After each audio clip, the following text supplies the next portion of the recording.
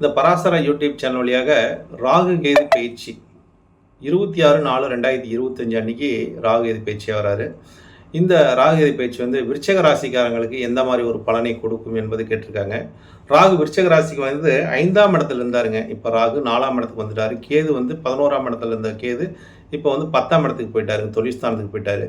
இப்போ விருச்சக ராசிக்காரங்களை எடுத்துக்கிட்டிங்கன்னா 4ஆம் இடம் தாயாரை குறிக்கக்கூடிய ஒரு பாவம், வண்டி வாகனத்தை குறிக்கக்கூடிய ஒரு பாவம், சொத்தை குறிக்கக்கூடிய ஒரு பாவம், சுகத்தை குறிக்கக்கூடிய ஒரு பாவம், சொந்தத்தை குறிக்கக்கூடிய பாவம். அதில் தான் இப்போ இந்த ஸ்தானத்தில் ராகு வந்துட்டார். இப்போ இவங்களை எல்லாம் பிரதிபலிக்கும் வண்ணமாக இருக்கும். அதாவது சொத்தை பிரதிபலிக்கும் வண்ணமாக இருக்கும், சொந்தத்தை பிரதிபலிக்கும் வண்ணமாக இருக்கும், வாகனத்தை பிரதிபலிக்கும் வண்ணமாக இருக்கும், ஒரு வீடு இல்லாதவங்க வீடு கட்டக்கூடிய ஒரு பிரதிபலிக்கும் வண்ணமாக இருக்கும், ஒரு பிரம்மாண்டத்தை கொடுக்கக்கூடிய ஒரு ராகு. அப்போ இந்த ஸ்தானத்தில் இருக்கிறனால ஒரு பிரம்மாண்டத்தை கொடுப்பார் அப்படிங்கிற தாய் வழி வர்க்கத்தில் ஒரு யோகத்தை கொடுப்பார் அப்படிங்கிற ஒரு ஏன்னா விருச்சக ராசிக்காரங்களுக்கு தாயார் ஸ்தானமே பாதகமாக வரும், 9ஆம் இடமே பாதகமாக வரும். ஆனால் இந்த 4ஆம் இடத்துல ராகு வரும்போது அந்த பாதகத்தை சாதகமாக ஆகக்கூடிய ஒரு வல்லமை இந்த ராகுவுக்கு உண்டு அப்படிங்கிற தன்மை. விருச்சக ராசிக்காரங்களுக்கு புதுசாக ஏதாச்சும் தொழில் செஞ்சாங்கன்னா சிக்கலை உண்டாக்குங்க. புது தொழில் இந்த காலகட்டத்தில் செய்ய வேண்டாம். ஏன்னா புதுசாக தொழில் ஆரம்பிச்சிங்கன்னா கேது 10ல் இருக்காரு.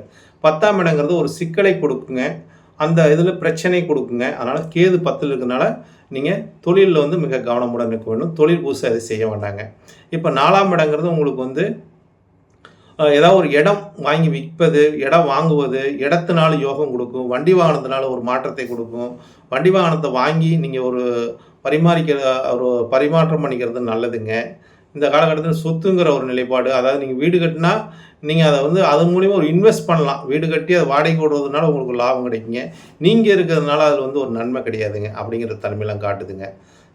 அப்போ இந்த ராகு பகவான் இப்போ உங்களுக்கு 4ஆம் இடத்துல இருக்கிறதுனால சொத்து சேர்க்கை ஏதாவது ஒரு இதில் இன்வெஸ்ட் பண்ணி உங்களுக்கு சொத்து சேர்க்கை உண்டாகுங்க.